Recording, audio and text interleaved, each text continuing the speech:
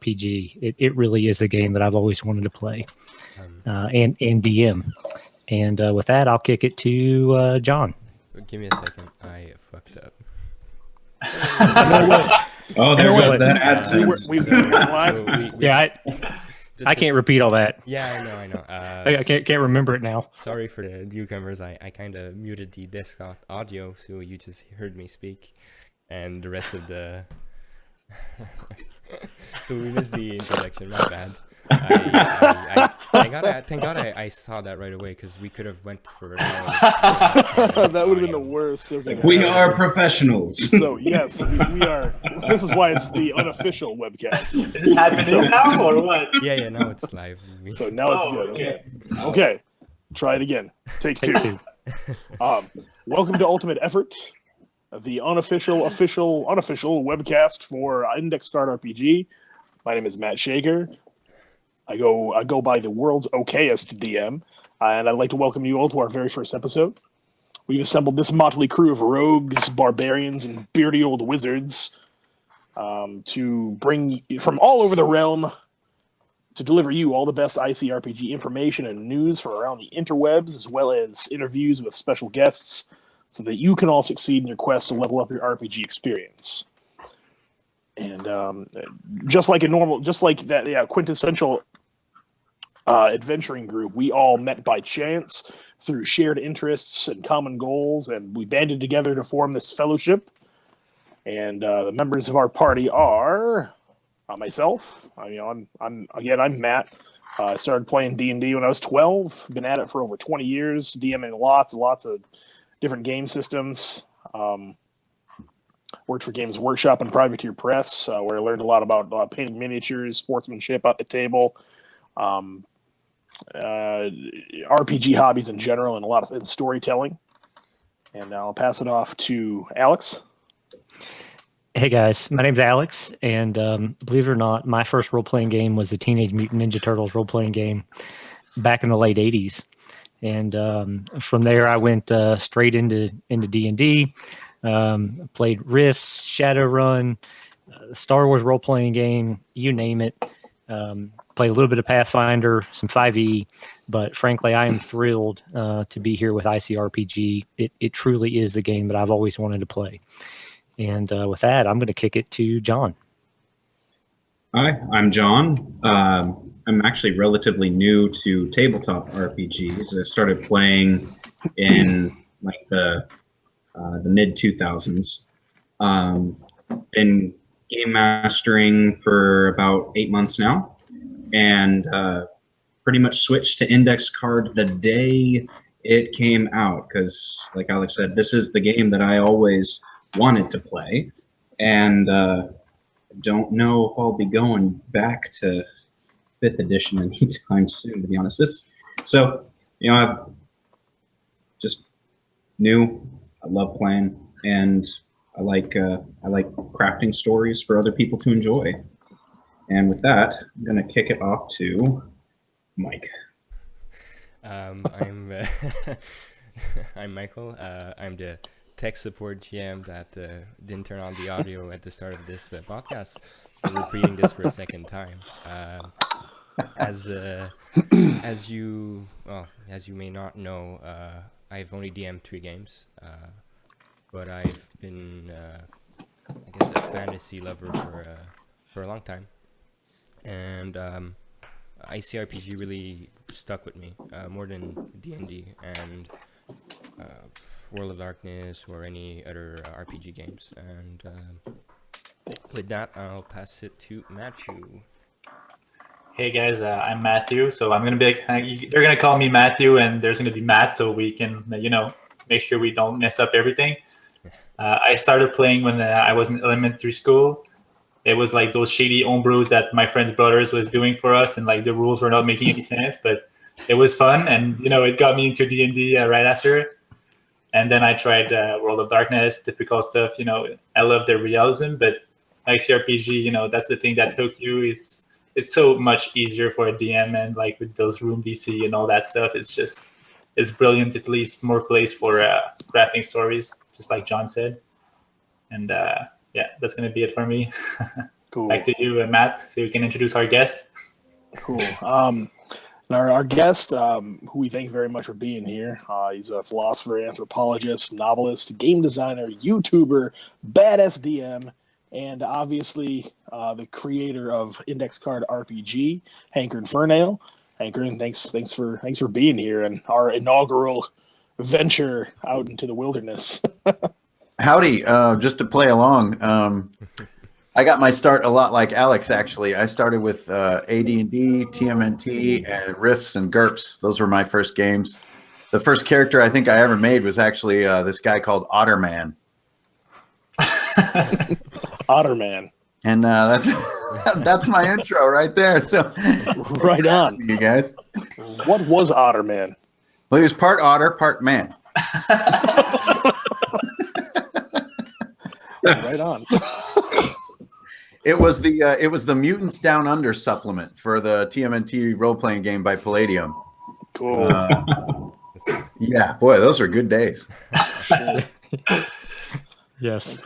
So we know that obviously you've been around the block as far as RPGs and role-playing games are concerned, right? So like us, it seems like you kind of grew up on it, right?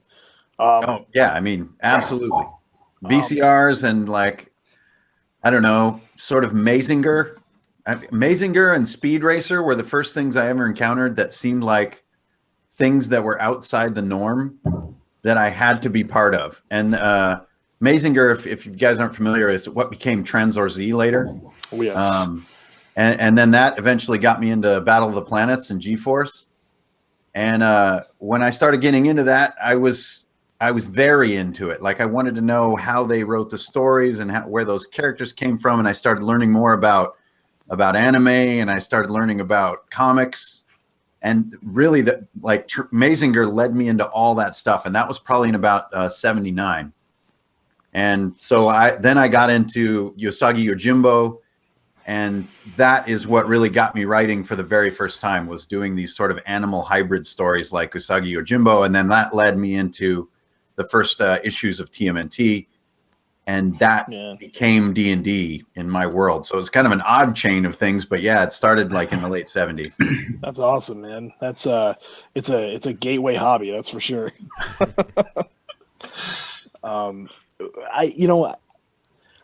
I've got this question for you, if you don't mind, and I know a lot of people are wondering too. What exactly led you to create ICRPG? Oh man, what went into that? It's all players. So I appreciate being at the center of this sort of vortex. It's really fun. I can't deny that it's really fun, and it's really exciting to see it sort of gripping. I really did not expect that, to be brutally honest, but I'm only the center of the vortex because I did sort of some of the capture work or the documentarian work. But really, that work, that design work, that came from players. That came from the last 7 years or so, I suppose, to be specific. I mean, I always wanted to do my own RPG like so many of us do. And it's a good instinct. It makes you make better games. So just like everybody I knew, I was trying to make better games. And for some strange reason, at some point, it started coalescing in a more easy to remember way.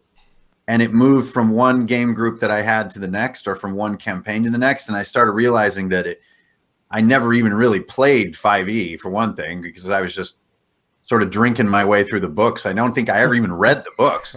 They're just filler. Like Monster Manual, I know pretty well. And the other two books, I get like 15 pages into them. I'm like, yeah, okay.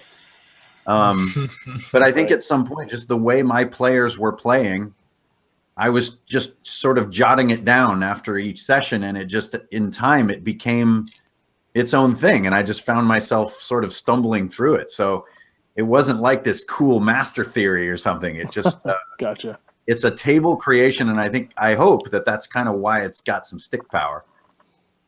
It seems that way. I mean, you've been in the you're number one on Drive-Thru RPG forever, and you're kind of forever, and are still inside the top 10. And it's been how long? 2 months?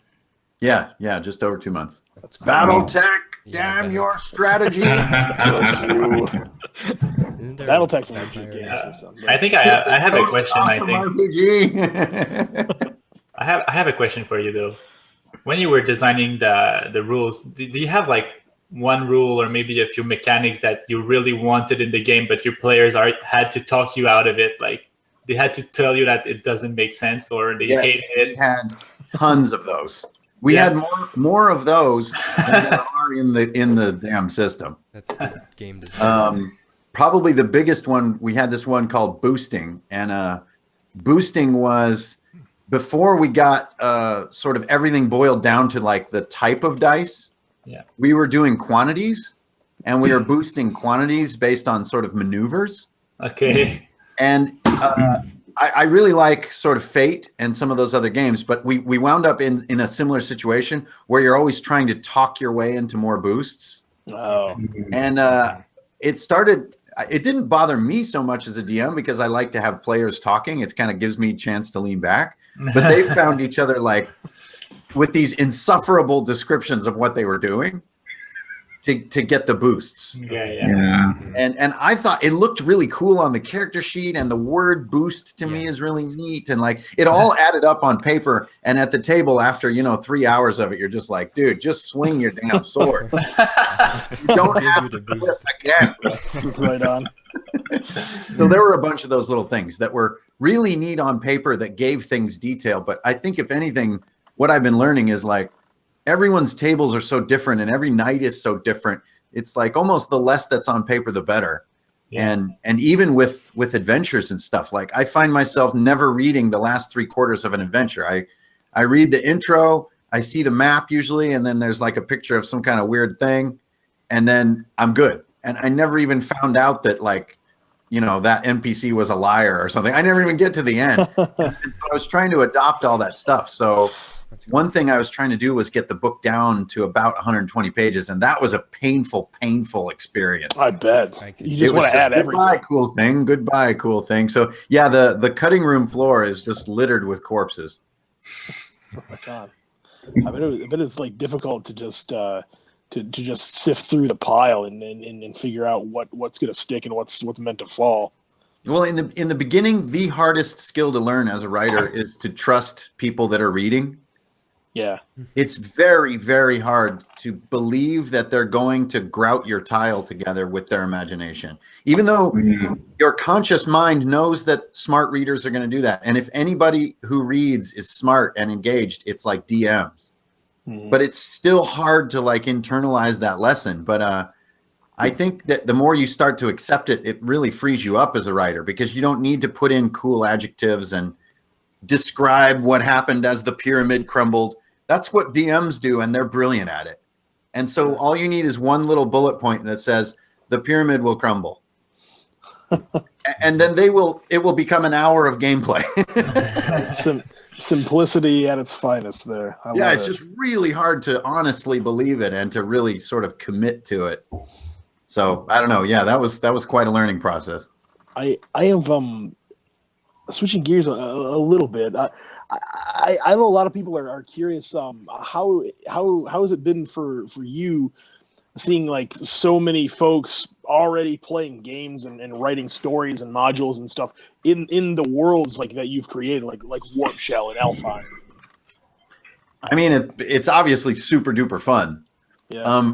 But it's also very, very strange. It's sort of like I don't know. It's like being in a dream and then looking over and like you're sitting there.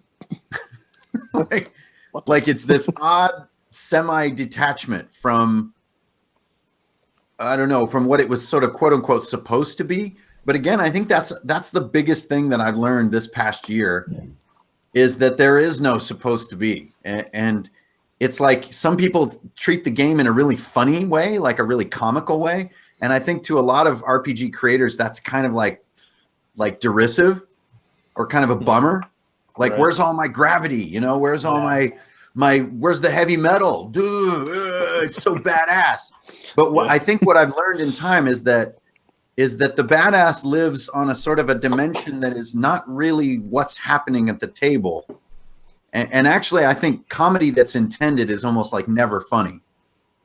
So like one of the funniest games we played was Viking Death Squad, which is super serious. Like the whole thing is like black death metal end of the world shit. It is not meant to be funny, and it's super funny to play. So I think that's one of the things that I liked experiencing the most is like how people have been taking what can be very serious when you're writing it, and it can get so funny. A lot like what happens at each session that you run, and I'm sure you guys know this feeling of how serious you write a session, and by the end it was like the most ridiculous parade of shenanigans you've ever seen. But all the players are thinking to themselves, that was badass. They're not thinking that was silly. Right. They're thinking how badass it was. And I think that's the biggest experience I've had is like, I mean, for one, it's amazing that so many people have kind of jumped into the bucket here, but to feel it getting that funny or sort of fun tone around relatively serious ideas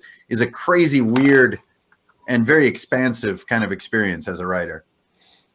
Cool, man. I can feel that, man. Like it's just when you begin as a DM and you put all this effort into creating this campaign, and you can feel like, oh, it was silly. I didn't enjoy it, but then with experience, you learn that it was still fun. They liked it. They didn't think it was silly, just like you said, and like bring that to a larger scale for a writer who's got all these people doing these silly things with their story. It's like it can be really weird at first. Yeah, I have to agree with him. Like I ran my first game with these guys, and I really thought I sucked at describing things and stuff like that. You know, I'm a francophone, so my English is not that great, and when it came to descriptions, I was like, the ceiling is 5 feet tall and stuff like that. But yeah, I didn't think they would enjoy it that much, and it's really different being a player and being a GM.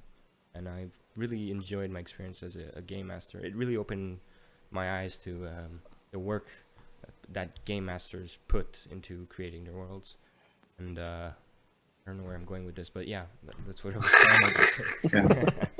I think it's the first episode. Okay, it's okay. Yeah. Well, I think you know what Mike might be trying to say is, you know, this system is inspiring. In a lot of ways. I know I first started game mastering in basic fantasy RPG, and I think I put 40 or 60 hours into the first session of work, and it was good. It was fun. We actually did the chase sequence a little slightly modified that you had on your YouTube channel the timer video. And it was a blast. We loved that. And then like fast forward, you know, about half a year, and this last game that I ran in my house with friends and family, I threw together in 45 minutes, and I ran off of everything the entire adventure was on a 3x5 note card. It was hands down the most fun I'd ever had at the table, and my players had a blast. And speaking of like silly things that are just badass, get an outsider in your Alfheim game. I promise you it's worth it, because we had this guy basically whipping around the map like a windsock on a crane that had gone crazy because they shot the goblin that broke the control lever. And yeah, you're sitting there, you're like, this is nuts. This is so crazy and just silly. But man, they had never played a tabletop game before in their lives. And immediately, like, when's the next session? It was like, cool. Yeah. The crazy part is on your 3x5 card, it said outsider windsock with a little checkbox, and you get to check that off. You know, I didn't even plan for the crane to factor that much into the mechanics of the room, but it just sort of happened, and it became the adventure that afternoon. It was amazing. Yeah, so truly, it's an inspiring system for old and new game masters alike. I agree with that. That's a good point about the system. Like, when you play D&D, it's like just you have all those lore pages. It makes the system look so serious. You have all those gods at the end, that god of greed and malice, and then you have all these things. And then the players, they try to be serious, so they're gonna run this paladin that loves this god and blah blah blah. But at the end, he's gonna be at the table and he's gonna do stupid stuff, and it's just like you spend all that time trying to be really serious, and like, it's gonna end up silly anyway. If it's gonna happen, it's gonna happen. So the system is so simple. It allows that to be silly, but to make sense. Like, And For sure. yeah, and anyway, oh, sorry, go ahead. It allows just whatever is going to be, which is kind of cool. Yeah, exactly. Well, that's what I wanted to say. It's if you want a serious campaign, you can have one. If you want a silly one, you can have one, because the rules are so well. How do I put it? They're not set in stone. Say it in French. It's gonna sound exotic.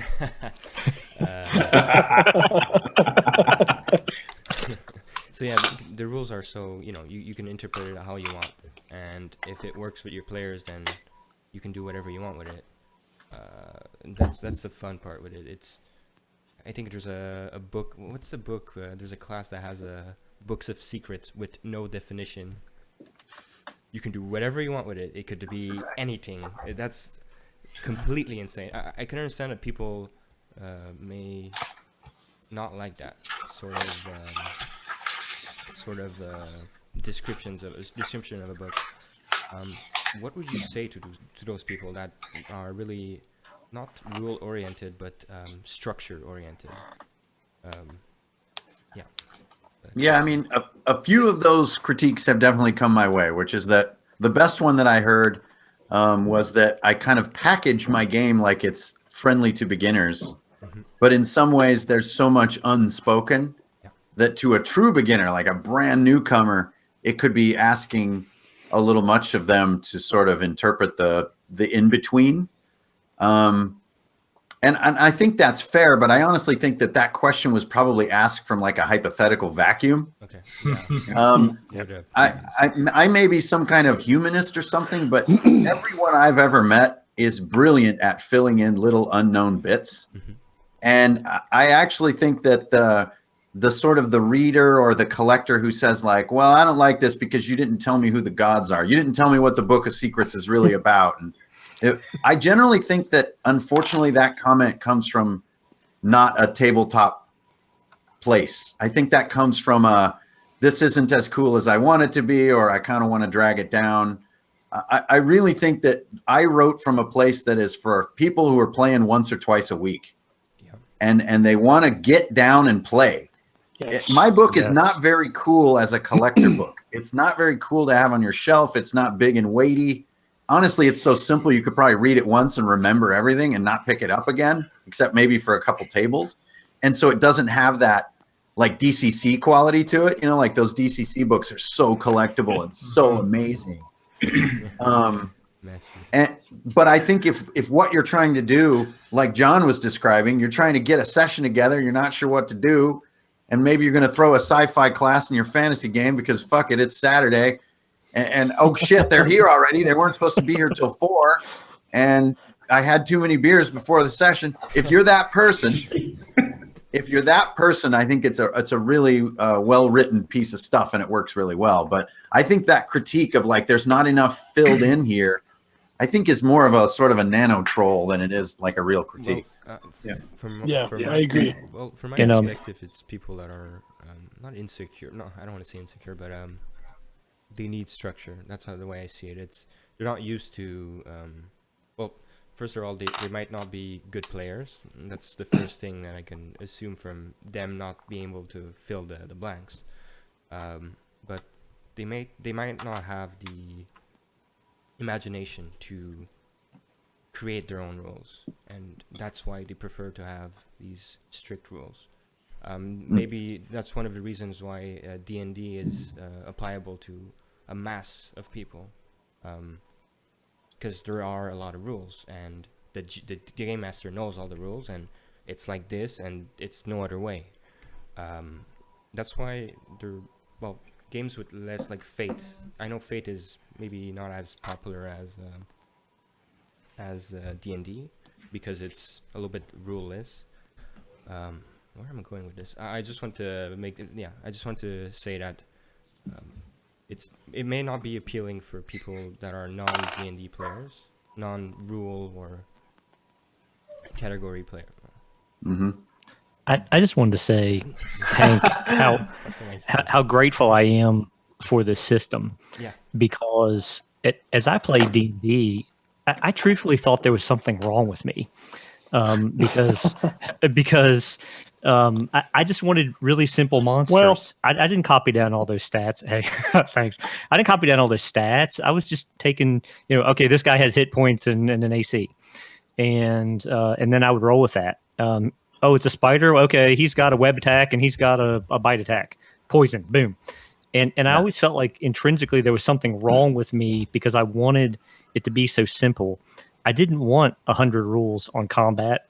I just wanted to roll a die, beat a target, and make something fun and heroic happen. And you came along. I started watching your videos about a year ago, and it was so validating to hear you say, "Man, homebrew it. It's okay." And I was like, "Oh my gosh, I feel so good about myself for the first time in a long time because I could not get through all these tones." And then you came out with this amazing system that took that awesome high and that feeling to even the next level, with just a basic set of rules that solved, in my opinion, a ton of problems at the table. Each piece, I think, solved a lot of different problems and frankly just makes one of the best games I have ever played. So I just wanted to say along those lines, thank you. And, too bad for those naysayers and their book of secrets. I'm Don't not knock sure it before you that try it. I think it's a really common and interesting myth of a D&D DM who knows the rules and plays the monsters as they're written. I think it's a really cool archetype to summon in your mind, and I hope I never have to play with that person. Yeah. And actually, I would say, from the perspective of someone who's relatively new to actually playing tabletop RPGs, I love the genre, but pretty much all of the games that I have run have been with new players, not just to Index Card, obviously, but to D&D itself. And that one shot with the crazy, outsider, whipping around the room, we went from not having characters to finishing a one shot in 3 hours. Like they got through character creation, never having done anything like it before, in under an hour. And they enjoyed it. They all had backstories, and they all played beautifully on the table. So, and part of that was because of how simple. You didn't need to read page through, 40 pages worth of spells to figure out how arcane bolt works, and Right. fire missile. It's one sentence. It's barely complete, and it works. It works so brilliantly. I've been blessed with having some fairly creative players at the table, to be sure, but I don't think that from a practical standpoint, it's really that big a deal that there's not a whole lot of information in there. Honestly, I feel like being able to fill in the blanks is a great thing. It's like, well, would this work? I'm like, I don't know. Let's see if it will. And then you roll against the target and see if it works. And then you have fun with it, Yeah. I agree. I agree. So I honestly think the system is better for brand new players than for experienced ones, because they don't have the tricks that they've learned through decades of playing that they have to unlearn to, like, well, everything goes against the target. It's like it's not 3 to 18 points for a stat. It's, you have a modifier, you don't, because all that we care about are the modifiers. What's my saving throw? Just make a con check. Yeah. So simple. Yes. I love not having to go through 6 different saving throws and figure out, like, is this more of a wands and paralysis? Oh, is it persuasion or deception? Or I don't dragon's remember. breath? I don't remember. It's Yeah, and after so all that research, frustrating. you'll always come to the number 14. And then you'll be like, is 14 plus 2? Yeah.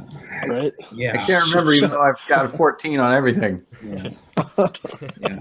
Or it's like, I have a battle axe. What damage does that do? Versus a dagger. And it's like, everything's 1d6.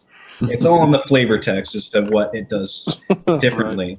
And it's so good. It really is. Yeah, it's it's helped me shake off the rust of decades of having to just, oh my gosh, just the amount of things that I have forgotten since I started using this that I don't need to use ever again. They're beautiful.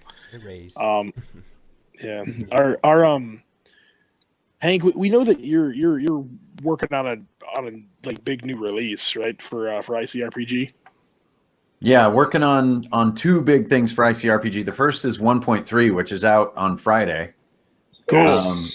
So that's kind of in its Shut up and take absolute my money. throes of madness. So in this last few days, I'll be acting weird. I'll be acting like a 20-year-old, like doing too much work on that. And then Wednesday night, I'm actually doing my final playtest for 1.3, which is that I'm going to run a Theater of the Mind Call of Cthulhu style game. Cool. But using ICRPG. And I've already written that, and it's already kind of mostly sketched into the book. But then I'm going to do the playtest group on Wednesday, and then I only have Thursday to respond and to make it a little bit better for readers and refine it in the final book, and then I'll release that on Friday. But that's great because it basically integrates everything that has been done so far, and then also includes 5 new adventures. Cool. So Awesome. that are in the core book, and the adventures are okay. each designed to sort of expand upon or give you practice space for a rules cluster.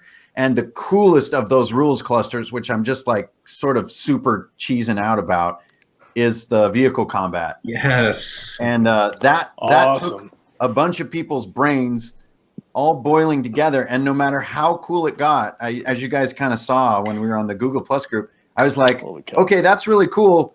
Can you say that in like 3 lines of text? I did notice that quite a And bit. it'd be It like, was yeah, great. okay, that's really cool, but I can't remember the second half of what you said, so it's not good enough yet. And then and it Right. just kept going, and it boiled so far down into this concept called chunks. Okay. And vehicles are made of chunks. And it's really the only thing you need to know about a vehicle is how many chunks it has in it. And I'm so excited. I can't wait to get it in people's hands. I mean, you could play BattleTech with this. Cool. Nudge, nudge. Awesome. For the vehicle question, Yeah. did you actually alpha test it? Did you have a chance to test it, or is it? Yes. Yeah. So the test for it is the adventure that's included in the book. It's called Speed Kills. Okay, cool. And it's basically, it's like a sort of a big tow truck versus some like hover bikes versus some like Mad Max hover cars Nice. on a desert Nice. planet. Okay, Called it. Yeah. And there's this girl who's like the up and coming star gets murdered, and her ghost builds like a supercar, That's cool. and you have to try to catch the sort of haunted supercar. Okay, Cool. I just wanted to know. I'm down for that. So, is there Inspired anything by that you old could? 80s movie, The Wraith, and I wanted to catch that magic from that movie, as well as like showcase the rules, which are obviously inspired by Car Wars and that old board game Thunder Road and other stuff like that. Yes. So anyway, that's 1.3, and that's going to be great. It's like the book is almost a 200-page core book now. Nice. So that's really great, and that's a thanks to a lot of people's hard work and like all that spell checking and rule checking and that stupid wording on the starter weapons and all of that little stuff. Okay, so anyways, that's the first piece, and I'm almost done. Thank God. That's awesome. Yeah, all I have to do is finish it, and then I can go on my road trip. So then the bigger one is the World Book, and I'm about Yes. I'm about 40 pages into the World Book, and its target length is probably 250. Cool. And the World Book is 3 settings. It's Alfheim, Warp Shell, and Ghost Mountain. Yes. And then each world has 20 sort of locations. They're not quite locations. They're more like themes. Okay. And that's a D20 list. And then within each one of those, there's a 4 or like a D4 of adventure hooks. So there's 240 adventure hooks in the book. Wow. Holy cow. Oh, Hey, So but do we get? when I do we took get that more survey loot? about like, what do you want to see in this book? You guys know me. I kind of take like extreme angles on things. So Yeah. when adventure hooks kind of won that little poll, I was like, okay, fuck everything else. It's like, I'm going to do so many goddamn adventure hooks are going to be puking. I gotta ask That's you. brilliant. I gotta ask you, man. Is there anything that you have like right now that you can like a little peek behind the curtain? Yeah, I mean, At the one World of the Book? peaks I can give you is like one of the the D20s on Warp Shell is it's called A Fool's Hope, and it's the story of the Tortons. And so inside there's Nice. 4 adventure hooks, and you can kind of hook the 4 together into a sequence that would be kind of like a campaign, or you can use them for like origin stories for a Torton. But they all talk about like Torton homeworlds, and like there's a giant Torton sort of world mech. There's like a Unicron kind of entity that's built by the Tortons. That thinks it's like it thinks it's sort of a baby, but it's actually like an omnipotent planet. Beautiful. It sounded a little silly when it came out of my mouth. No, that sounds brilliant. That's excellent. That's excellent. Yeah, so I've done some of the Ghost Mountain ones too, which I know are the least known about. But the long and the short of Ghost Mountain is the subtitle of that world is called How the West Was Damned, and it's basically a Wild West world that the inhabitants of that world slowly sort of realize they're in sort of this kind of supernatural purgatory.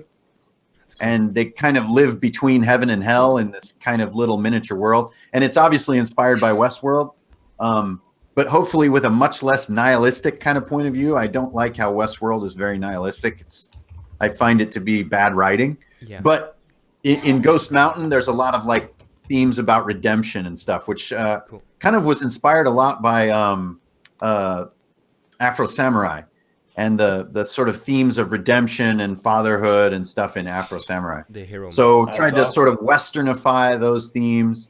Yes. And the world book is really crazy. It's very taxing. So I can do, 2 to 3 pages in a sitting, and it's so many adventure hooks. You're just completely cooked. You just have nothing. So it's a little slow going, but cortex is fried about it because the way it sort of breaks and expands things. There's one storyline which is there's an alternate timeline where there's a warp shell crew that works for the Imperium. Uh-oh. So there's a future where the Imperium has all the warp shells, and they send one of them back to change history to prevent the destruction of the Imperium, and it's very like Horus Heresy kind of feeling. Oh, cool. Cool. So I'm just trying to flip all the assumptions on their head, and then give you a little something to get going, and then move on to the next one. Cool, man. That sounds awesome. We can't. I can't wait for that, man. Just again, shut up and take my money. Yeah. Yes, I really think Kills is probably going to be the biggest third eye of ICRPG so far. I think when you see inside using chunks with vehicles, it can apply to so many things in like a devious like DM brain. A chunk is really just a heart and a thing it can do, and they break off, they can be destroyed, they can ram each other, and they do all the math for themselves, and it's just so fun. Like buildings could have chunks, like siege weapons or like large suits of armor could have chunks. Like chunks is just such a great thing. It's kind of like one person's worth of mass and capability, and it's just so fun. It's like a warp shell would be like about 10 chunks. A tow truck is about 6 chunks. Like a hover bike is 2 chunks. A person is 1. Great, man. So what happens when a tow truck rams a person, and it resolves that? Yeah. That's wow. awesome. John? So Hank, real quick, I have a question from the live stream actually. So Jason Scranton wants to know if he purchased the hardback sometime after the 1.3 release, will it include all that? So I guess the main question is, when is the hardback update coming? Yeah, I mean, there's a legion of monkeys that have to cut the words into stone tablets to make the hardback. Indeed. And those monkeys are not paid well, so they work very slowly. But yeah, there's also, if I update that too frequently, not only will there be an outage in the availability because of the processing time, and that can be up to like 2 weeks. But also I feel it's a little bit unfair to people who show up early and buy those hard copies, that now they're kind of screwed and they don't have the latest goodness. And so the hardback will not be, well, the soft paperback or hardcover will not be updated until we go to 2nd edition. Okay. So that's all the way probably in spring. Spring. Okay. Yeah, and I want it to be worth another buy. That's kind of my my standard is like, is it worth having next to your first edition and feeling like, fuck yeah, I have first edition too. And I think what we'll do is, just like we've been doing so far, it's like, I'll kind of tell people what's in it. Is this enough? Should we keep going? And if we want more, then we'll keep going, and we'll just keep doing that until we feel like we have second edition. Okay. Cool. That's cool. Cool. Well, we're gonna. Does anybody have anything further? I had a question, For but this- for this part? it's marketing oriented. Maybe you don't want. Well, it's gonna be boring, maybe. But I was wondering because many people, like you said before, are working on their game, and I'm not trying to like make competition appear to ICRPG, but did you like, other than the conventions and the Google Plus group and your YouTube fan base, did you do any other marketing campaign for the game? Oh, no, I don't really believe in marketing. Yeah, that's what I thought. You went I for really see word it to as mouth. an artifact of macro business, like in macro business, your goal is to access customers that don't know about you and convince them they should. But in nano business, which is what I do, the idea is just to know the people around you and to hope that there's enough of them and they're excited enough that it can be sustaining. So I still don't know the answer to that question. I mean, as you guys probably know, I bailed on my career early this year to do this full time. And I'm definitely way poorer than I was, but I have definitely not failed. And so I've never really believed in sort of arm waving. Like, over here, guys, I'm always much more fascinated with seeing people who are kind of already going, hey, what are you thinking? Okay. And then I think the more clever part of it, which I definitely haven't mastered, is the pacing and the spacing of how to sort of get that audience to pay in. Because on the one hand, you have integrity, and integrity says people cannot be giving you money unless it's absolutely freaking kick ass. But then on the other hand, like, I need cheese. So the Cheese and little milk and isn't toast. free, so I have to buy the cheese. Delicious cheese. And so it's really interesting. And I think the marketing question is interesting because it's obviously on my mind, but I'm just not wired for it. So like the closest thing I have to marketing is like riding my Harley to Gen Con, probably like drinking a bunch of beer just outside of Gen Con and going home. Yeah. So people have been asking me, are you going to have a booth? Are you going to sell books and all this stuff? It's just like, man, that sounds so unfun. And I'm probably a dumbass for thinking that, but I just have to be honest with everyone. Okay. And I think that my honesty sort of is my marketing.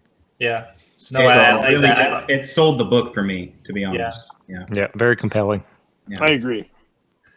No, it's I think you did because I'm in marketing a little bit, but Same here. I love the way you did it. It's the organic, authentic way. Like, it's not an actual term in marketing, but it's the way I see it. It's the purest form of marketing. Is the word to mouth. People who love it, they're gonna tell. Like, I feel like I should go to my game store and promote it for you. That's how I feel about this game. I want to play games with people that I don't even know just because I want them to know the game. That's the best marketing you can get, and you only get that with the best product. Yeah, That's how I feel. And I totally agree. It's totally about quality and not scale. And I think if I can add to that, genuine.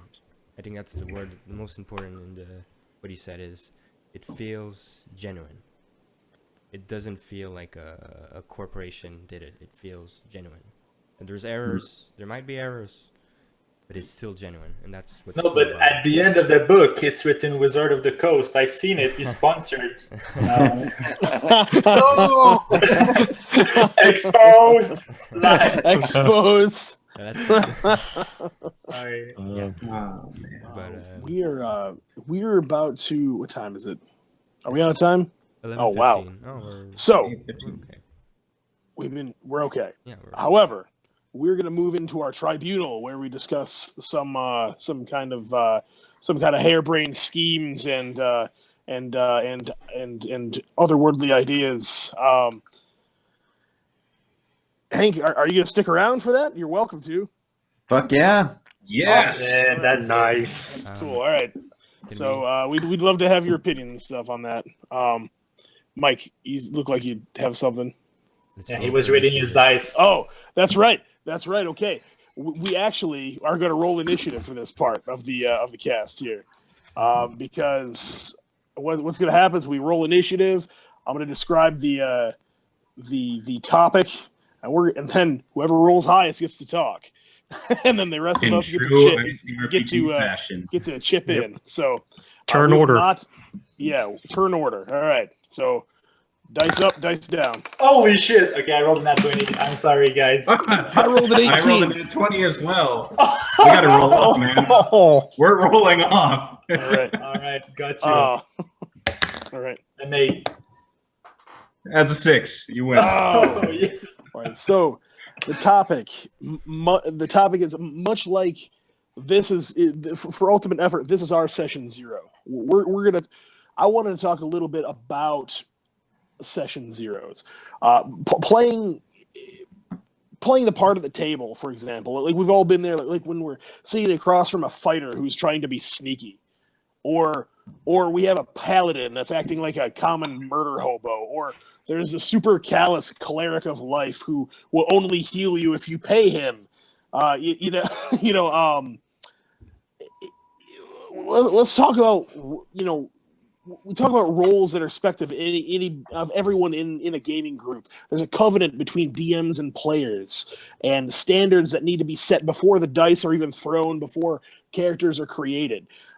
Those are discussed at session 0, and we strongly recommend all DMs host a session 0. What do you think about that? Go. 2 seconds. So I just want to be clear with the order. So Matthew is going to be on the top left, then followed by John, who rolled an 18. I rolled an 18. So then it's Matt. Alex, what did you roll? I had a 7. Okay, and Hank? 9. Nice. Okay. You get this crap. And I rolled a 2, so I'm going last. How fun. Okay. Somebody get an initiative tracker going. Did you add Dex? No, I didn't have Dex. Actually, I'm stumbling in all my wires and muting. Wait, we weren't adding Dex? Shit. No dex bonus while sitting. Right. So Matthew, So- you can start. So the question is what I think, like, about the importance of session 0, or what we should address during that session. Right, like like character creation, Yeah. standards of conduct, how session 0 helps Okay. Yeah. tailor adventures. I'm gonna go short, so there's still some stuff to say for Mike. So basically, I think what I think is the most important thing to do during session 0, and I've said it before, it's the party concept. And I'm an hypocrite for saying that because I don't even do it with my groups, but it's the most important thing to me. It's what glues the party together, in the sense of, like, you mean maybe you're odd, you shouldn't be together, but there's still going to be a reason. Like, you wake up in this prison, it's prisoners of Moloch. Well, you have a reason to be together. You have to get out or you'll die. You need to work together. You're naked. Like, don't even fool yourself. You won't survive Sounds alone. like a party. So what I like to discuss is the party concept. And from there, you can discuss the roles. Like you said, like, if the guy rolls a paladin and it was clearly stated that he's going to be the tank first, let's say that's the basic thing. But so if during the game he doesn't do his part, like he asks for money to do lay on hand on people. Oh, I'm referencing D&D, but still, it's going to be weird. World of Warcraft. Like, you can't tell him that he's not doing what he was supposed to do, because there's kind of this contract in the sense of, like, you all agreed on the concept of the party. You all agreed that you had a role to play, and you said your personality would be like that. And if you don't play your part, everybody knows that, like, you were not supposed to be the loner that's only looting stuff and, like, stealing stuff, or I don't know. I think that's going to be my 2 cents on that. Cool. Yeah, so I think it's my turn next, right? Yeah. So, Yes. for me, session 0 is about just all being on the same page and getting your player buy-in. So for me, one of my questions I like to ask is, what kind of game are you looking for? Do you want horror? Do you want action adventure? Do you want it to be more role play heavy? Do you like puzzles and mechanical traps and riddles and things like that? Because I love designing that sort of thing as an engineer. Really important question to ask, because you'll have members of your party that loves that stuff and other people that absolutely despise puzzles and riddles. Not naming any names here, but light it on fire. And it's good. But it helps a lot to do that early before you're really invested in designing your adventure, I think. So you're like, oh crap, like everything in the first day is in the first night is mechanical puzzles and yelling riddles at doors, and my mage absolutely will not have riddles in his thing. So yeah, being all on the same page. And then, if possible, if there's time, I like to talk about the characters, because I'm a writer, and I love your books, by the way, Hank, the Runehammer books. They're fantastic reads. But I have this weird problem where I have to be able to write my characters into my stories. Because I feel that that's going to get them invested later on when they get mad at me for doing something stupid as a newbie and game master. So far, it's been working out pretty well for me, I think. But so yeah, same page and integrated backstories. Cool. Matt, go ahead. Me? Oh, I'm next in initiative order. Sweet. Concerning, I'm gonna, I guess, kind of be sort of short and sweet on this. Session zeros are important to me. I do them every single time unless I'm doing like a one-off. They're important because, to me, I mean, you can make a character super quick in ICRPG. You can learn the rules super quick, like pretty much on the fly while you play in ICRPG. But what you can't pick up on the fly are standards of conduct. What your players, how your players need to behave. You know what I mean? Don't, and what the DM is going to deliver. Also, you guys don't act like murder hobos. I'm going to deliver a kick-ass story. That's social contract. I guess that's it's social contract, essentially. I don't know who's next. Hank. I think it's me. Hank. It's Hankerin. Go. With the 9. Yeah. Those are all awesome answers. For me, I usually do one too, almost always. And I think I like to do those things as well. But I think the thing that's usually on my mind the most is to sort of to set the dork high bar as high as I can with my own behavior. And what I mean by using that word is that I want to be the most enthusiastic and the most willing to say weird things right off the bat, and run with completely random ideas right off the bat before even there's a book on the table, when there's still just Cheetos are coming down. And I think it lets people feel very disarmed about what they're doing. And so I think it's important that the game go well. And usually I'm very meta. I will just openly say what the whole campaign is about. I will just lay all my secrets out right away. But more importantly, someone will literally be like coming in the door, like wrestling with one of my dogs. And I'll be like, oh, did you say you were going to roll a paladin? Dude, there's this, oh man, it'd be so crazy. You could have this white chest plate with gold wings. And then it's like, if you get powerful enough, like you actually start getting, like in Diablo. And then you get like Diablo wings. And he's like not even in the house yet. Like the dog is licking him and stuff. And I think it sets a certain tone that people feel super comfortable and welcome to sit down and do what can sometimes be seen as sort of a silly thing. And they'll think, well, I'm nowhere near as far gone as this guy. and especially like playing with new people, like at the Absolute Tabletop Convention, like you're sitting down in a public space with people you don't know. And everyone is a little bit on guard of like, how weird are we going to get? Like, are we doing like British accents and stuff? And like, if you just come at it full bore and you're just like, I'm totally out of fucks, I'm in my 40s, let's do this fucking shit. Then I think everybody's just like, oh, well, this is going to be great. This is no big deal. And then they start worrying about like, what's my character? How do I fit in? Oh my God, we're undead Vikings. Okay, cool. And then on it goes. So that's my angle on the topic. Cool. Right in time. I am really sad I rolled a 7 because how in the world do you follow Hankerin Ferinale? I think I'm just going to leave now and call it a night.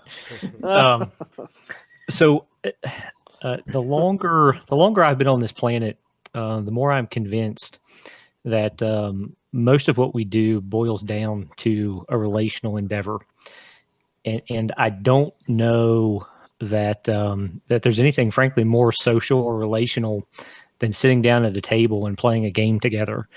And in that regard, I feel like in order to relate to other people, then there has to be a conversation and there has to be a sort of dialogue. It can't be a monologue.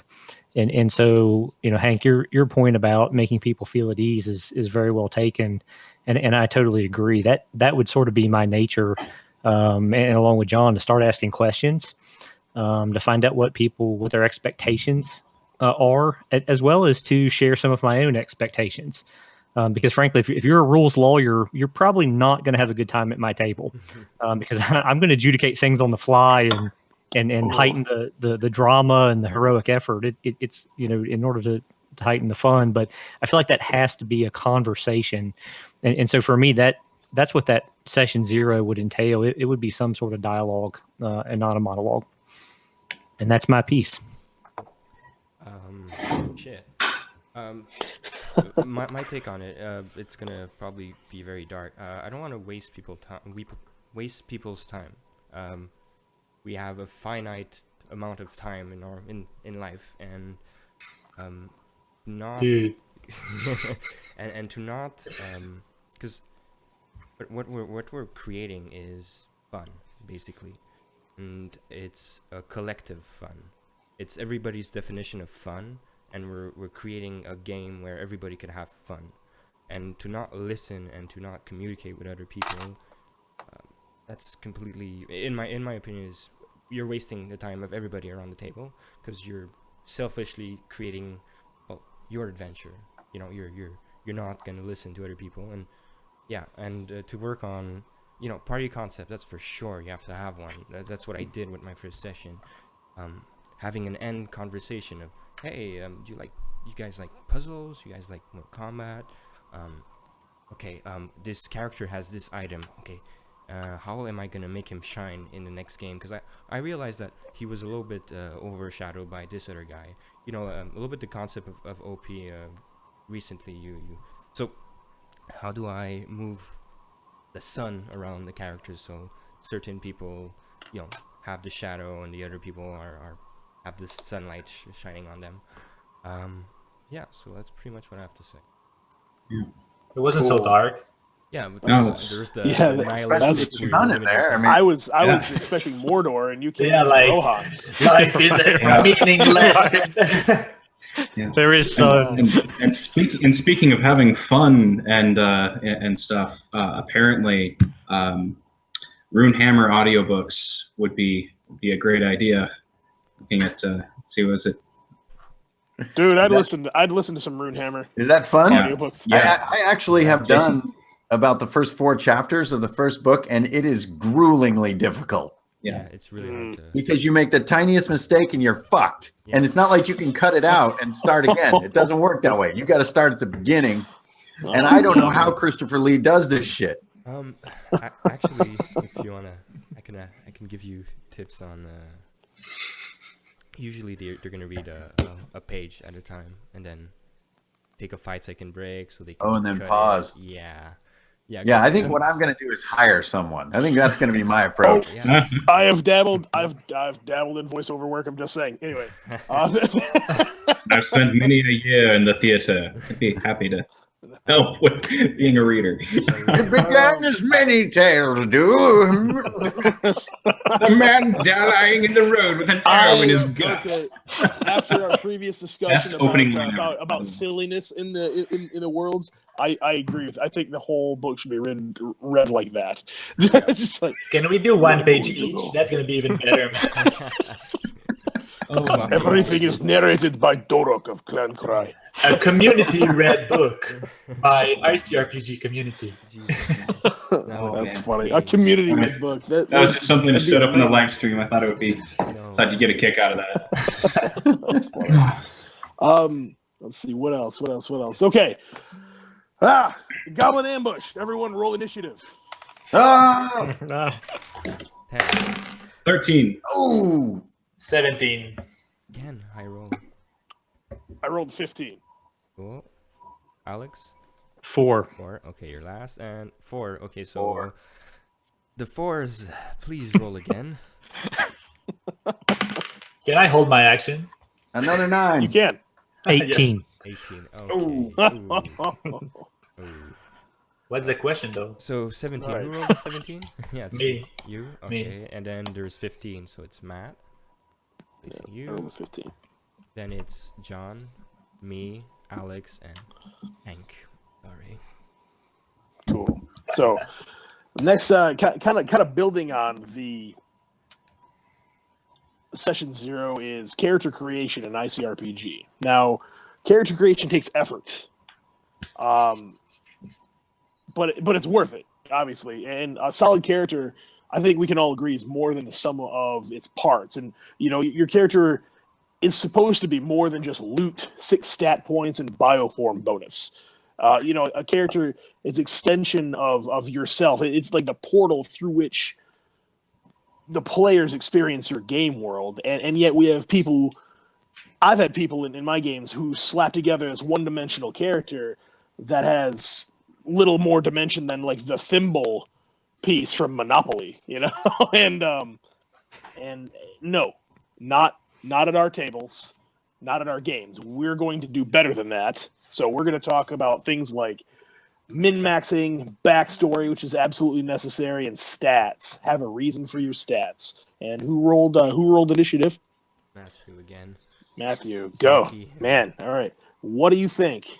If I rolled like that when I'm a DM, man, that would be awesome. I'm just saying. I would chill my players, but still. Okay, so my take on that. First, I'm going to go with min-maxing directly. We discussed it a little in the past, and I saw a few discussion on the group about min-maxing, like, oh, what if the players puts all these stats in decks and blah, blah, blah. Is there a diminishing return for putting 6 stats in? Well, I mean, in ICRPG, it doesn't really matter, because with those 6 points, if you go min-maxing, you're going to suck at many things. And if the DM is smart, not that he wants to kill you, but if he only shows that you dex check, maybe you're going to say survive, but it's only take 1 failed con check and you take 1d8 poison damage and you're fucked. Like, you have 10 HP. So, I mean, min-maxing is fair with me in this sense. As long as you have a backstory that backs it, I mean, you're really skilled in dex because you were raised by monkeys. I don't know. It's just, if it makes sense, I'm fine with it, but you're gonna die at some point in the adventure unless I'm really like a good DM and So that's for min-maxing and Stats and stuff like that. yeah, I think I had something else to say, but I forgot. What was you said that it was about min-maxing, having Min-maxing, a nice backstory, stats, and how everything kind of like rolls into each other. Like, just the importance of all of that stuff. Character creation. I'm gonna hold my action if it's ever come back during this. I'm gonna go last if I think about it. So, who's next? Matt. Who's next? The other Matt. Me. Okay, great. So my short take on that is that min-maxing is not always a bad thing. Like, it's not always bad to take 6 points and put it all in armor, as long as the stats have a backstory related reason for that to happen, and you play your character as such, right? If you're a mecha that is cobbled together out of garbage, made of duranium, and you have a very basic processing core, great. Yeah, you get 2 hearts and 20 armor to start, you know? Like, but as long as there's a reason for it, I don't think that it is always a bad thing. As long as the person who's doing it acknowledges that they're doing it and kind of RPs appropriately. Yeah. And I think it's my turn next, right? Yeah, it's your turn. Yeah. Great, because I'm going to dovetail off this slightly. I think going along with that, having a backstory is great, but and for me, necessary if you're going to make a character that has 6 points in dexterity, and you're gonna just shoot everything that comes your way. As a game master, just remember that constitution checks are a thing for poison and cold, and charisma checks are a thing for horror and insanity, and you're good to go. The often neglected stats in creation can easily be the ones that keep you alive the best. And so I wouldn't really worry too terribly much about the whole min-maxing problem, because I think Hank, you created a system that is brilliant in its design, in that, one, you kind of need to specialize your character, which I don't know if that is actually min-maxing or not, but index card is deadly. It's an insanely deadly game, and that's awesome, because that's what makes it exciting. That's what forges heroes in this story. So yeah, if you're going to be the one habitually missing that Constitution check in the frigid north, then you're going to have a bad time. As far as making backstories and actually creating a character is concerned, I like to create my personal characters and my NPCs as if I were writing a novel. So if that person is not going to be interesting outside of gameplay, then I'm not going to have a good time with it. But if he's going to mess up constantly and just doing what it is that I want that character to do, then I'm also not going to have a good time with it. So you got to kind of marry the two when you're constructing your awesome gunner or bard or what have you. Yeah. You good? Yeah, I'm good. Okay. Shit. What do I have? I think it's Yeah, it's my turn. I think for min-maxing, in my opinion, it's not a problem of the book. It's a problem at the individual level of the players, how they understand the rules and how to play. I think They want to play. Yeah, They want to win. That's what I meant. Yeah, it comes from a perverse understanding of what a RPG is. They see it as a game and not as this play. In my opinion, a tabletop RPG is this play. You're acting in a play where you roll stuff and you actually have, you're a hero that actually does something. And min-maxing exists because players are not able to do the difference between a role-playing game and a game. Actually, there shouldn't be role-playing game in role-playing, in my opinion. I think it should just be role-playing, and that's it. Because, okay. And for backstory, it comes to the same thing. Backstory explains why a role-playing game is not a game. It's because you have that backstory. You have that connection with your character. You are Galt, you are Cord, you are Kindle when you play those characters, and you think like them. And you want to blow up a ship, you'll blow up a ship. You want to blow up a freaking rover, you're gonna blow up a rover. Who did that? Thank you, Kindle. Kindle. My damn ship. Damn it, Kindle. And it backstory and the understanding of what the game is makes the game cool. Yeah. That's what I have to say. I think it's me. Yeah, Alex. Sorry, I should have. No, you're fine. So for me, I think it would help to start out with maybe a definition in terms of what I think of when I think about min-maxing. And first of all, let me just say, I don't think there's anything wrong with wanting to optimize a character and making the best character that you can. If you want to make a DPS build or you want to make an awesome tank defender, I think that's awesome. I think what the problem comes in min-maxing, and we talked about this a little bit beforehand, we all kind of agreed that it was more of a behavioral issue of certain players who want to outshine other players at the table. Through their build, they want to get some sort of advantage and kind of at a mega level win the game. And I think that's where the problem with quote unquote min-maxing comes in. I think that the good news about ICRPG is that it's so simplistic, and I don't mean that in a bad way. I think that's the best part about it. It's such a simple, fast, fun, friendly, intuitive system that if you want to put all your points into damage, go for it. But you're really going to stink elsewhere. If you want to put all your points in armor class, go for it. You're really going to stink elsewhere. As Hank said, let unleash the creative DM on that fool who puts all their eggs in one basket.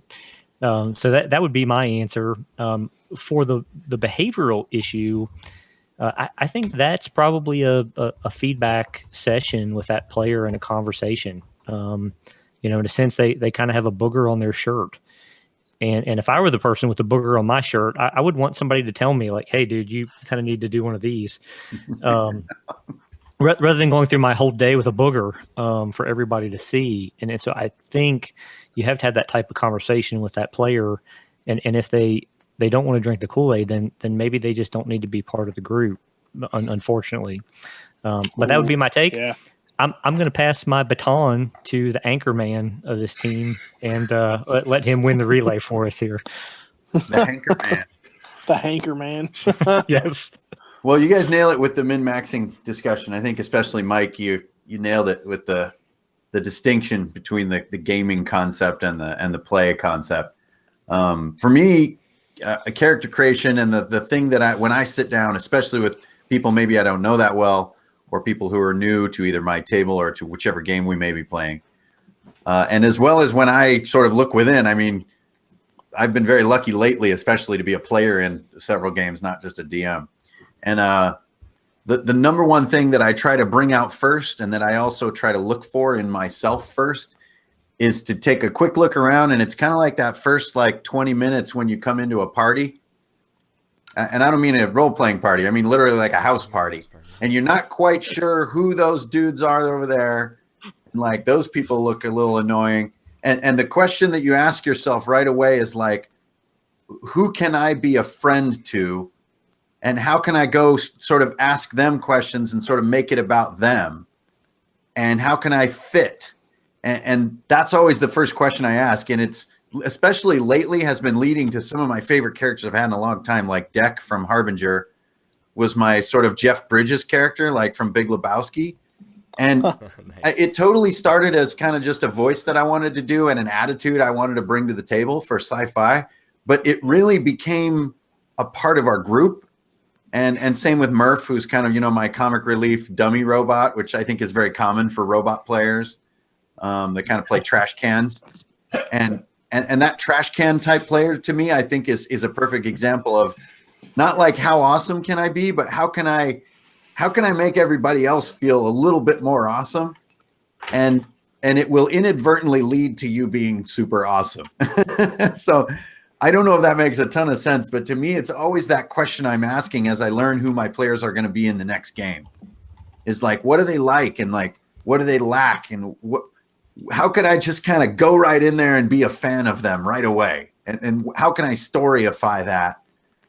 And let someone else flex, because there's almost always somebody who's kissing their biceps. And so how can you jump in and hold that person up and be this guy kisses his biceps with a +5. Yes. And be an athletic supporter. and so far it's never gone astray for me. It's always worked out really good. Even when we played the Frozen King and we played Black Hack, and I played with Jeremy Lilly, who played this dwarf who was like a really classic, tough, badass dwarf, and I just kind of played this anonymous archer who basically just watched his back. That's really all I did, but he appreciated it. And that gave us our context. Like my story never really became anything. Who I was, I don't know who I was. It's just he liked me because I always covered him. And like that made a relationship that neither of us saw coming. And to me, that's what made that game night so fun. It was such a simple little adventure, but it was great to not be the dwarf, because I'm always the damn dwarf who's like indestructible. Right on. 2 questions. You want to add something, Matthew? About the thing I forgot. Yeah, maybe, but it wouldn't be a good conclusion, you know. Okay. And the other question: are you interested in joining us next Friday for our Valor 5 campaign? I know I sure. messaged you. Okay, you don't have to be a dwarf. Class. Oh, that's right. I'm a dwarf. The dwarf healer. That'll be fun. Right. Really Yeah, can do well. whatever you want. Yeah, my wife Yeah, plays Wells one of would be those. awesome. Yeah. Actually, I have a third question. We talked about not criticizing. You know, Alex talked about the booger on your shoulder. Real quick though, we also have one more topic after this too. Yeah. I just want to. Yeah, all right, cool. Cool. It's an add-on. It's a DLC. That's what I do. I'm a tech supporter. I create DLCs. stuff. Yes. Got you. I'm young. Matthew's young, and what I've noticed in younger crowds is criticizing is really hard. They don't accept it as much as older crowds. And the question is, how the hell am I supposed to deal with that? And they're my friends, and I don't want to fuck up the relationship that we have.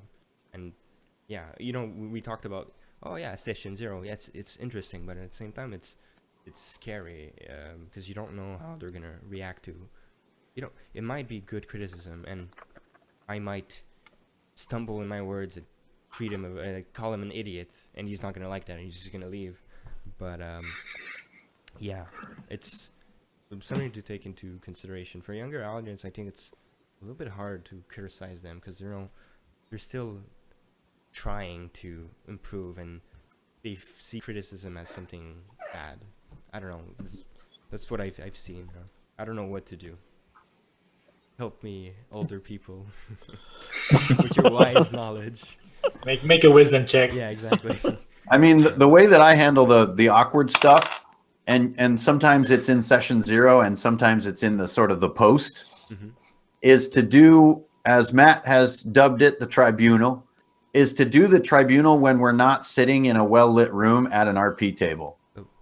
But to do it when we're on the couch or when we're out in the pub or when we're getting tacos together. Okay. And it's a much, much more fair playing ground than when people have their sheets and their dice in front of them and they're very like, I'm in RP mode.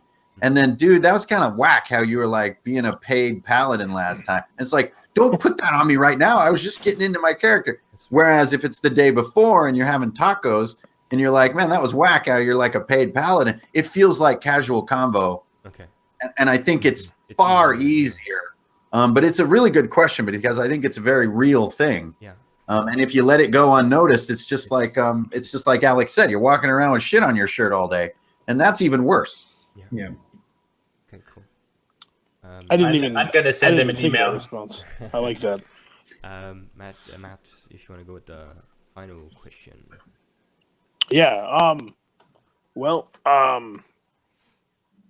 Actually, we have.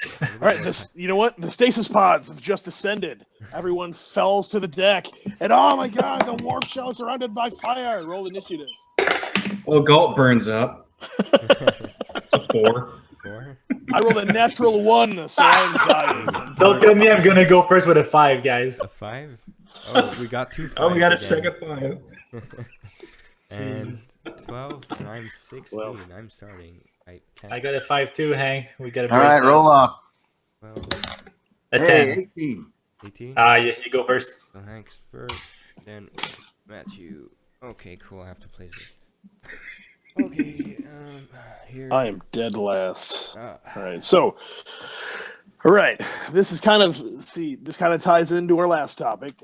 Making, this is more as a DM, making your individual characters shine, like the players' characters shine. Cooperating with your players and listening to what they're saying and really understanding what they're creating will allow the DM to tailor rooms and challenges and whatever to the specific characters. But let's talk about what we as DMs do to make those tailored encounters for your rogue rather than your cleric, or making every player's character feel cool and avoiding like class bias. Okay. Yeah, I'm gonna start because over the 16. Show off. If I understand the question is, what do I look into? Like, okay, what I do is I look at the characters and I'm like this orchestra dude, and I see how can I manipulate the play so that they have fun. So what I usually do, and we talked about it yesterday, is I'm gonna look at the items they have. I'm gonna look at how they're kind of role playing, and I'm gonna tailor the adventure to their needs. The best example is Galt and Cord. I added a noise mechanic in my game because Galt has a guitar and he plays guitar and stuff like that. So these monsters are blind, they rush him. Cord zips through time or whatever, and he makes no noise. So he just goes around, does the puzzles of the map and stuff like that. And and I'm really interested. That's what I do. I look at what players have to offer, and I create my mechanics from that. Because creating mechanics on the I prefer when the mechanics have a logical, when they can solve the mechanics with the items they have or with the wits they have. Yeah. Did I answer the question? I think. Yeah. So. Yeah. Yeah. Now you have to design the next adventure around a bird suit. Yep. It's Right. Good luck. Inside jokes. Again, with a parade in Inside space. jokes. I was designing the town, and we're like, how am I gonna? You're gonna be a god. That's what I'm gonna say. Did you guys ever play Hitman Blood Money? I mean, I think there's a level where you're legit stealing mascot costumes to hide in the crowd. Like, Well, I mean that was pretty much the first thing that came to mind when I was like, I got a bird suit. I'm basically a bard. Oh yeah.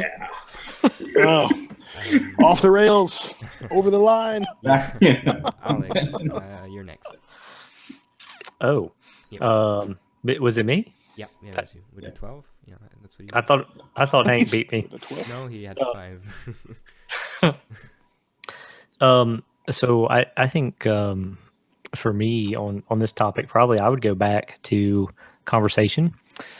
Certainly, I have ideas about what I think I could do to highlight my characters and design rooms and encounters and mechanics specifically to make them shine.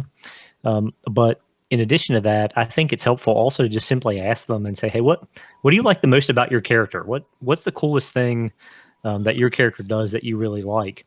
And that may happen in a post-session feedback session or even informally over tacos. But I'm probably going to ask those questions, and then I'm going to use what they give me to try to help design some of those encounters to help make them shine. I have had it backfire on me because sometimes what I think is the coolest thing about their character is not what they think is the coolest thing. Yeah. I've also designed a room to let my shadow shine, and as it turns out, it was actually my blade who ended up shining in that room. So I have had that happen, but truthfully, I would just simply ask and try to use what they give me to tailor the encounters, and that's all I have to say about that. Hank, you're next. With a 5. I probably subconsciously tailor what's going on a little bit to who's who, but I don't think I want to admit to it. I think most of the time I'll actually zero the coolest guy and want to take his stick away. But I think the thing that I do is this. You guys have probably noticed me do it, and sometimes I feel really silly doing it. But in the heat of the moment, I just do it. I've done it since I was a. Holy crap! Everyone's still alive? Sorry, my wife sneezed. That was. Oh no, that's kung fu. That's not. Yep. Roll a d4 for damage. You're being attacked by ninjas. Constitution save. This is where Constitution comes in handy. Sonic boom. Anyway, I feel silly doing it, but every time we get into the heat of the moment playing a game, since I was like young, I do it, which is I guess you could call it micro recap, or it's also sort of like play by play. So if a character or a player does something, they do their little thing, right? I want to blah, then they roll. Hey, I did the blah. Then I do this every damn time, I swear. And you're like, oh, okay, that was 8 damage. Damn, that was a nice hit. Well done. Sweet. Okay, moving forward. Bloody blah, who just bloody blah. And then they're like, okay, well, I'm going to jump over this thing. And then they roll a 20. I don't know. They don't even get the 20. They get a normal roll. And I'm like, oh, yeah, man, you cleared right over that thing. You got right over there. Okay, so that puts you on the other side of here. Way to go. That was dope. Okay, next guy. And I just find myself freaking doing this as if it's not obvious what just happened. But I just can't help it. I just wind up doing it. I always call out like first blood. And I always like call out like how one person's thing they did actually relates to what the other person was just doing. I'll almost always recap the 2 numbers that just happened. Like, ooh, man, you finally got a 14. You've been rolling 6s all night. Nice. And that kind of crap. And I know sometimes I sound like sort of silly when I'm doing it, especially on some of the, like on Savages of Cath and stuff, like got really excited about it. It got all crazy and, like recapping the stats every single turn. But in my experience, even if things aren't going your way, or if somebody is not class fit to what's happening, it's that sort of high bar of silliness or of enthusiasm. If you're the one who's the most stoked about 7 damage, Energy. then people can feel totally comfortable to like shit their pants when they do 8 damage. If I can add to that, So that's my jam. That's how I try to make everybody feel great, is to just sort of John Madden play-by-play as the play unfolds. Yeah. If I That's can awesome. put in a second, it's the energy concept that you talked about. If the GM has the energy, everybody's gonna have the energy. It's like, Yeah. No, I'm gonna start on that actually for my point. yeah, go ahead, Matthew. It's a confession actually. No, I'm just kidding. I've had a hard time for the past games that I ran. I mean, for the last entire year, I guess, to bring energy to my table, and I don't want to blame my players, but I have to blame my players now. I used to think it was my fault, and they were having fun, and I was trying to make their character shine. I was trying to go in their backstory. I was almost doing class quests. I was trying everything to like make their character be more than just a stat sheet. Okay, and at the end of the day, the wizard is charging with a wooden plank and smashing zombies, and I'm like, why are you doing this? I don't know what's going on. I placed those things for you. This street is obviously made for you, and it's not because I don't, like Alex said, maybe I should ask them, but I finally understood, and they just want to fight, and they want to be in a video game and do damage, and the problem is I'm not the GM for them. I think I have to come to that conclusion that I need to stop this game and find other people.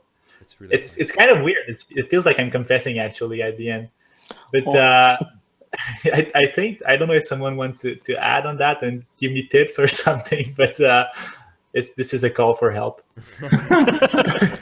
Just confess to them. Fuck it. Yeah. Yeah. Yeah. I think it's. Yeah. You done there, That's what I Matthew? think. Yeah. Yeah. Pretty Yeah. good. So, I think, being honest is really important there. I don't know. I have a lot of like performance background and history, so I don't really have much of a problem like creating an air of like, oh man, the lid of the sarcophagus, erupts in a pyre of green flame as armor, winds its way around, forming this black masked lich. And like my players were so like, some of them were a little bit scared by that, but it also led to some of the greatest moments where from there the most unexpected thing happened. The dwarf fighter, who was right next to this giant pillar of green fire as it erupted, tried to bargain with the lich for their safe passage through the rest of the dungeon. And he almost made his charisma roll. Because it's like he's this dwarf fighter who rolled like a 16 in his stats for that, so he's got like a +1 or 2 or something silly like that. But it was great. But it's like keeping the energy is important to keep your table vibrant and alive, because that was a really long session, and that was the end of a really long session. But yeah. That was just something I actually kind of forgot what we were even talking about in the first place. What was our topic for this one? My depression. Matthew's call for help. It threw me off. Oh yeah, the confession threw me off too. Yeah. Oh man. Shoot. What were we talking about actually on a serious note? Tailoring your adventure. Tailoring adventures, right? Yeah. So I don't know if it's that important to like make sure that your adventure is tailored for this particular character, unless if you have like a really small group and you want to give them that one room encounter to really shine. But I do think it's important to keep an eye on the party composition and to not make encounters that are unsolvable or unsolvable based on people's choices in creating said characters, because nobody wants to get in that situation where it's like the only way you're going to survive is if you have a healer, and there's no healer in the party. That is not fun for anybody. And it's not fun for anybody. At the same time, I'm working on creating a custom class and index card with one of my players, a summoner, and our last adventure kind of accidentally highlighted the awesomeness that is the outsider. So now I gotta do something for my summoner, because he didn't really do a whole lot of like truly awesome stuff in there. I did what I could, but so I'm gonna introduce a new like summoning circle mechanic into that adventure so that he has things that kind of make him stand out, and then the rest of the players will do what makes them awesome. So yeah, I think tailoring is important to keep in mind, but to be careful not to try to single out a specific character or a specific class. Particularly if you as a game master really wanted to make a game that involved magic and nobody's a fragment or mage. You got like 6 gunners running around. Well, then you kind of probably want to retool a bit of your encounters to match that theme. Right. Cool. Thanks for the tip. Yeah. Did we do the full circle? No, Matt No. is the last. Oh, it's my go. With It's your my go. number. Can you roll another d20 to see if you have I rolled a 1.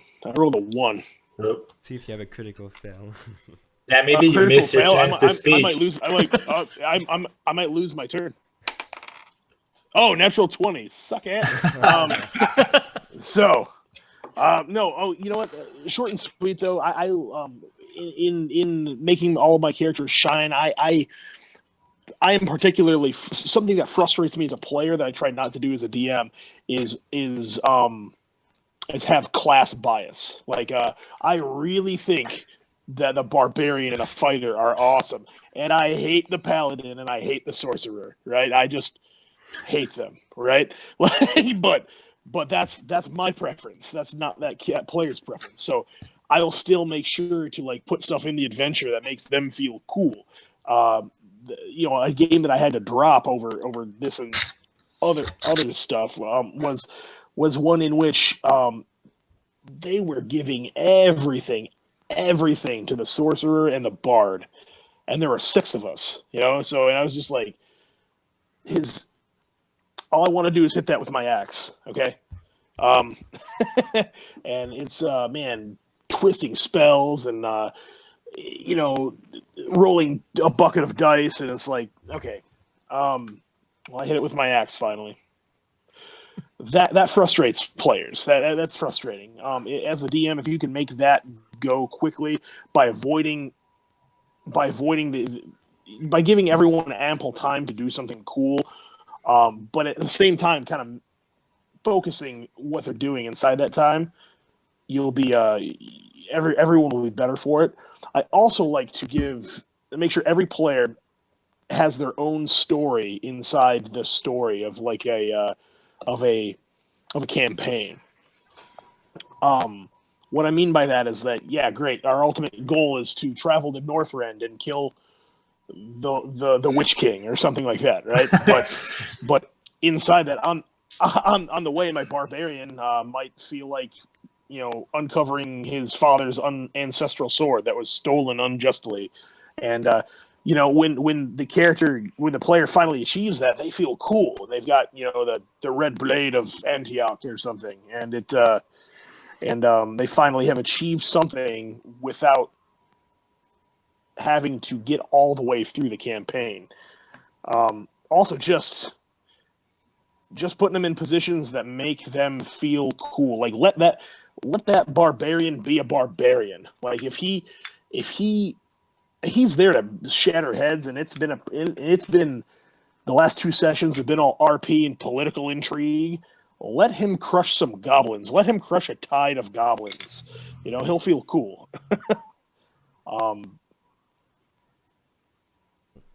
Yeah, I mean that's all that I can really think about. I could go on about this topic for quite a while. Can I just ask you a question, Matt, about what you just said? Yeah. When you say that you make one character shine, like as a DM, so you have the sorcerer that does all that damage and the fighter that does pretty much the same thing. Was that the DM that was not giving you the time to do stuff, or was it giving you the loot, or was it? That was the DM. That was a failing of the DM to give the other players at the table ample time to do anything. Okay.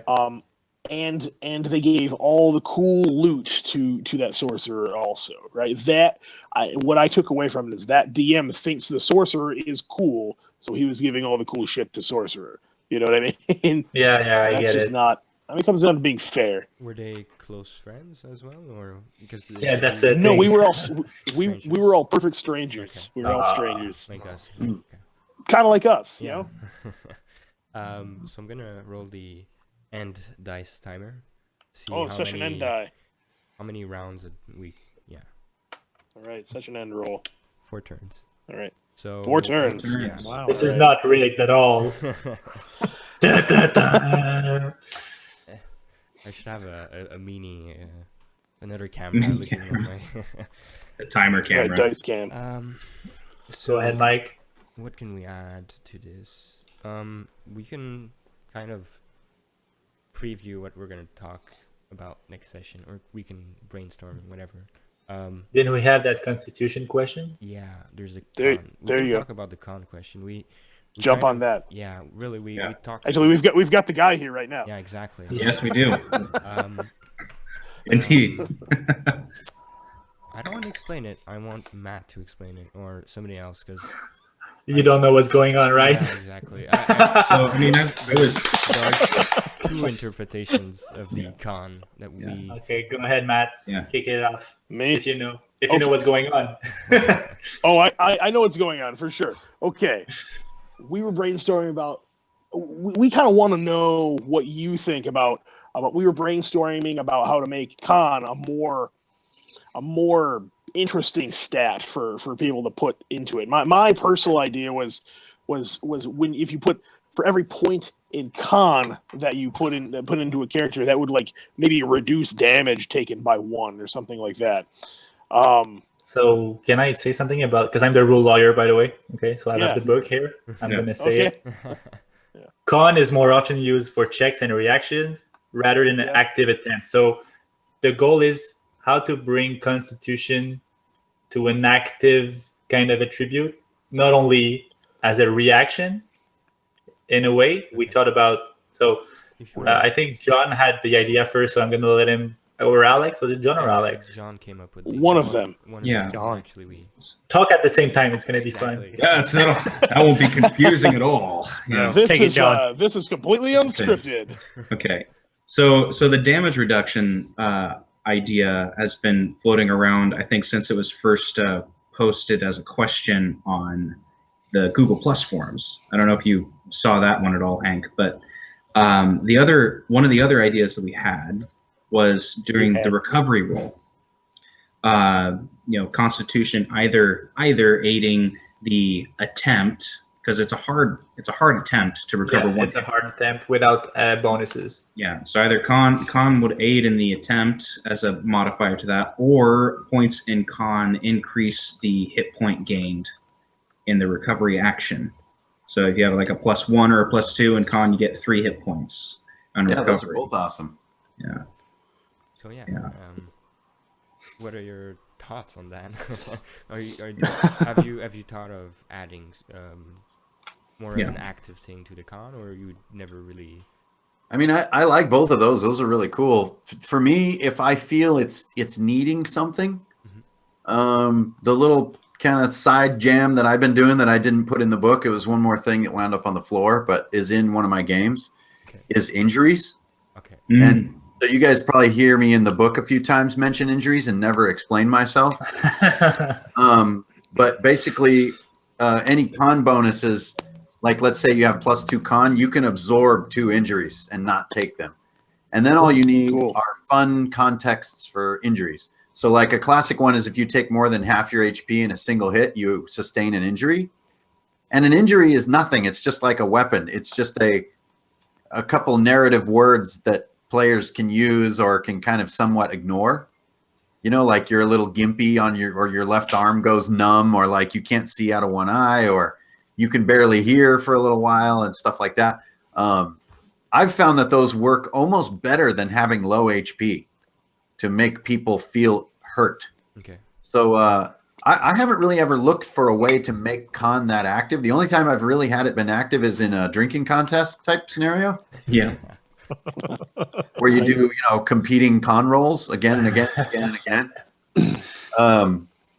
But did you put injuries in items? I really think the recovery one is pretty damn good idea. That's a great idea. Because I don't know if I'm the only one, but recovery is not used enough in my games. Maybe it's just me, but like I think we talked about it yesterday. So it would be like making recovery more, because it's really fucking useful in this deadly game, but it would be even more useful. Like people would actually turn towards using it. Yeah, I mean, I've seen it used. I don't know. I've probably run about coming up on 20 ICRPG sessions now, I suppose, since it's sort of fully gelled.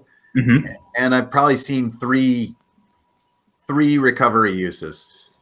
Yeah. Just because people just don't. Not a real recovery, I just turtle. People don't give up. They always push forward. They don't want to stop and recover. Yeah. And I think making it more appealing, maybe even peeling off the hard element of the roll could be a good change. So it's a little easier to do, and you get the con bonus, and you get the additional points. That makes it a little more appealing to stop and breathe. The only thing I've seen players stop and breathe for a lot is chests. Yes. Yeah. So if I give out like 3 pieces of instant loot, and then I give a piece of chest loot, they will drop everything they're doing and pound that thing against the ground until it breaks, and they can get the Pokemon out of there. Like they go crazy for it. But if all the loot is in a chest, they get really annoyed. Okay, cool. Yeah. Alex, you want to add something? No, you guys have hit a home run. Okay, so that takes it to a 3. Shit, what else can we talk Oh, about? really? That's a 3 only? Yeah, well, I don't know, man. The way I see it, like we really didn't talk about how it will work, but the way I see it is everybody speaks from whatever we want to talk about, then it takes the counter down. Yeah. What do you guys who are watching the live stream think we should, or what are your questions? Is there a delay with the live stream? We got there's a 3. 10-second delay. Well, yeah, we got some people who think that paladins are the worst and agree That was- with that. That was Matt, you, actually. Matt. That was you, Matt. Some people that agree with that. I think I can add something. John, you talked about a paladin with a god. Right. Loyalty. Oh yeah, that's really good. Invent your deities, Yeah. please. Especially for a system that doesn't currently have official deities. I don't know if actually are gods and goddesses coming in the world book.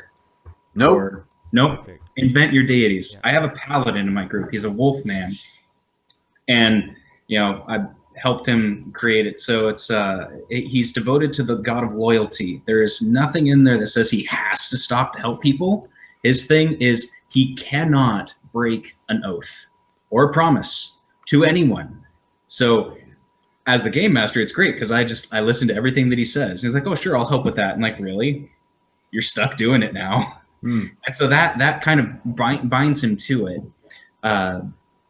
But it also gives him, as a paladin, a reason to essentially follow the group. Because, like, first thing he did, because they rescued him. First thing that he did was, basically pledge his loyalty to the party.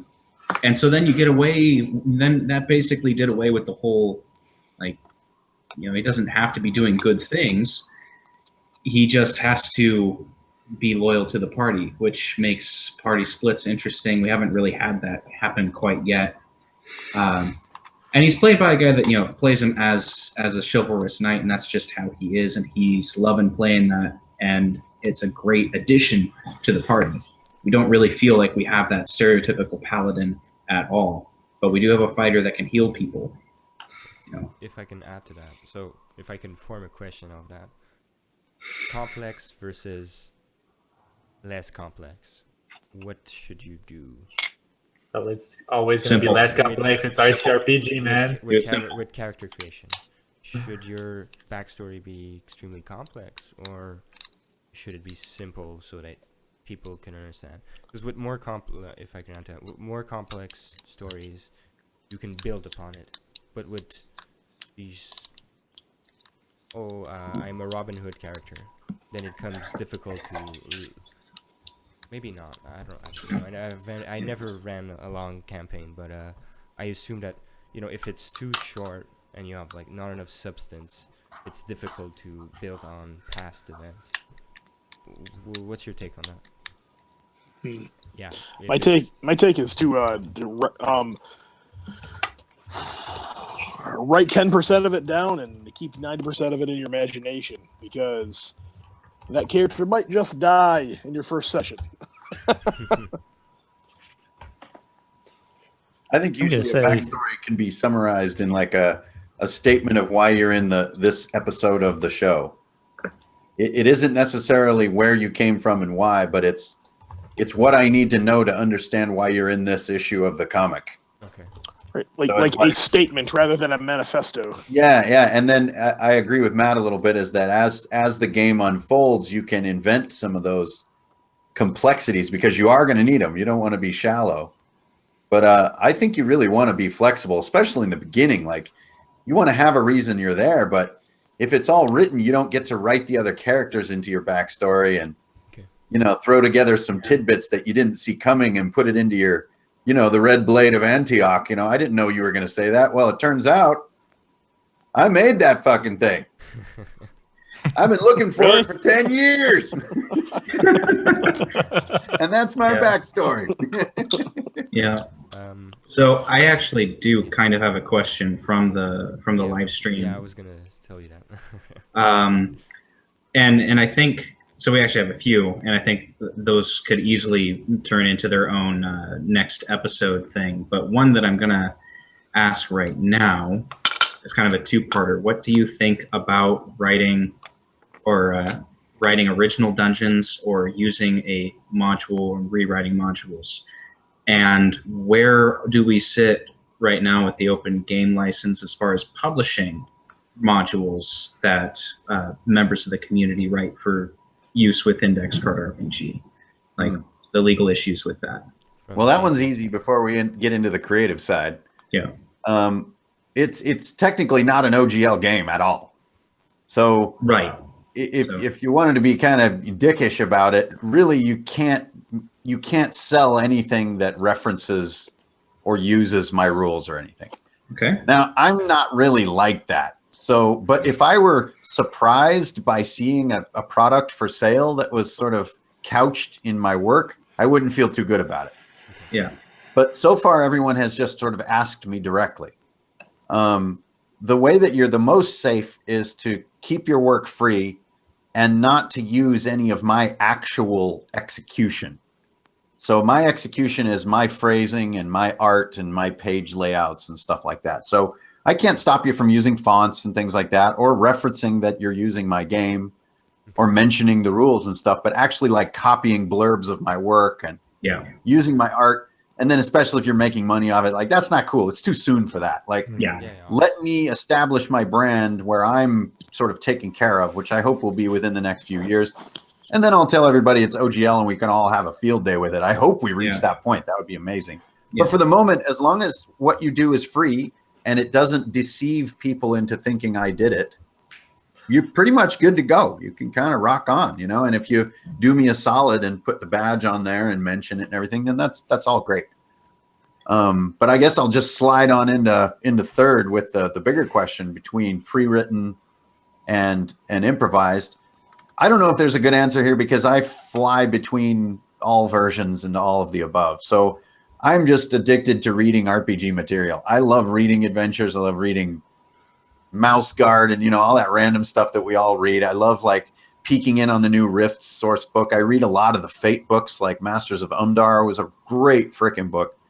I don't run any of those adventures. That would be bonkers. But all that little stuff finds its way into my adventures. So every once in a while, there'll be one that's just so neat that I'm just going to straight up run it and modify it a little bit and call it good. But I don't know if there's an easy answer. Honestly, I think there's a sort of a little bit of a thin supply in our day and age of like lots of easy to consume little modules. The days of Dragon Magazine have never really fully returned. So yeah, that's for sure. You know, those were the days when I would run what's ever in the mag and mod it as I played it and then wait for the next mag and just like wing it and connect them through some silly string of rationality in a beer-soaked college session. I mean, who knows?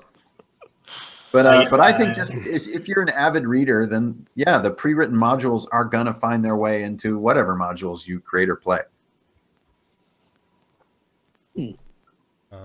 Anybody want to add something to that? I know there are several people that not all at the same time. Yeah, sorry. Go ahead, Matt. I know that there are several people on the Google Plus group that have started finally like producing some modules. I started to write one myself, and I think it's about high time for that, man. Like I've been waiting for that, and I saw I thought Anthony something. I can't remember his last name. Costa. Yeah. He wrote this great one, and man, I just got like inspired to do that. Man, I think every DM should just, like go on Google Docs, write up a cool adventure, and share it so we can get some modules. Yeah. I mean, there are 5 of us in here, not including Hankerin. Let's just do that. Yeah. That's what I'm kind of doing with the campaign. Oh, yeah, I know. That's as true. An alpha. That's what I'm. True. That's true. Yeah. That was a little bit the point. But yeah, for sure, man. I think it's a good way to inspire everybody. Just reading stuff and just like Hank said, you might not play the adventures, but hey, there's this really cool mechanic. I'm gonna use it in my campaign or something like that. So, yeah. On a little side note too, Anthony Costa's adventure, The Temple of the Serpent. Yeah. Me and him had a little offline chat, and actually I kind of edited and slightly changed that and cleaned it up, and that's in the 1.3 now. Wow. So that's awesome. Me and Nate Helmkamp did the art for it and packaged it right into the core book. So it's that's excellent example of like how tight our little group is right now. Is that that channel from just like, hey, I kind of wrote an adventure to no, it's canon and it's in the book and you're in the credits is that cool? And he's like, fuck yeah, we're in that situation right now. Like that's the green country. So that's awesome. That just happened. We just about finished it this morning, actually, if you could believe that. Cool. Wow. You did that with Tortons too, and me and my buddy Troy thought that was great. We were like, whoa! Yep. We were like, so I mean that's cool. I love that you do that. Very cool. Yeah. Yeah. I guess this ticks down to one. The last turn. Last one. Yeah. What do we got? All right. I had a question. God, I forgot it. Yep. And I've got 2. So, Alex. Let's go, Alex. Alex, everyone likes to listen to you talk. So Yeah, really. For real, man. Shoot 'em, go. I don't know why. So I don't know why. so 2 things. One is since this is the last round, my key takeaways from this session. One from Hank in regards to how to be a better player, involves focusing on how I can make other people awesome around me at the table, and I think that's just a perfect concept, and it certainly kind of dovetails with my thought about relating better and making this more of a relational endeavor. So that's an awesome piece for me. Thank you. And then also the other part about in terms of being a DM and keeping high energy at the table. I think that's fantastic. So those are my 2 big takeaways for me to focus on as I move forward. To just kind of wrap that part up. But my biggest question is to you, Hank, and that is, so we decided when we wanted to do this podcast, our key goal, and we all agreed unanimously, was to do our best to showcase ICRPG and this awesome product that you've created. And I just wanted to pitch it to you and say I hope that we've been successful in that regard. We are all huge supporters. We want this to be, frankly, one of the most successful endeavors ever. We'd like to see this game become right up there worldwide with other big games out there. That would be our goal, and certainly that was part of the impetus behind this podcast. So hopefully we've, at least here on our inaugural debut, we've succeeded a little bit, and I hope you'll. I hope you think this has been a worthwhile endeavor. But in any event, I'd like to hear your thoughts about it and whether you think this is worth continuing. Yeah, hell yeah. I mean, I'll show up as often as you guys will put up with me. Awesome. But you know, So we meet weekly. I have to be honest, I did not set out on such a mission. I have tremendous project sort of focus disorder. You know, I have a ton of projects that have nothing to do with each other, and they're all really neat. And with ICRPG, honestly, I almost wanted to purge it. I wanted to get it out of my mental workspace because I have some other sort of totally unannounced things that are coming that I wanted to get to. The last thing I thought was going to happen is like the mega scenario. So now we're in the mega scenario. So I agree. Like we should totally go for it. I mean, we definitely have something that is not easy to get, which is that strong start. But to the end of taking it somewhere, I suppose is a way to phrase it. The number one thing that I'm faced with that's challenging that I think maybe we could do as a crew of 6, or kind of like Johnny Quest or something here, is to try to find circles that are ready for this game, that are outside of ours. And this has been a real challenge for me, not because of some behavioral or intellectual barrier, but because of a physical or practical barrier of how do you reach people that are really ready and would love to sort of be sucked into this fold. And I know there are more of them than they know.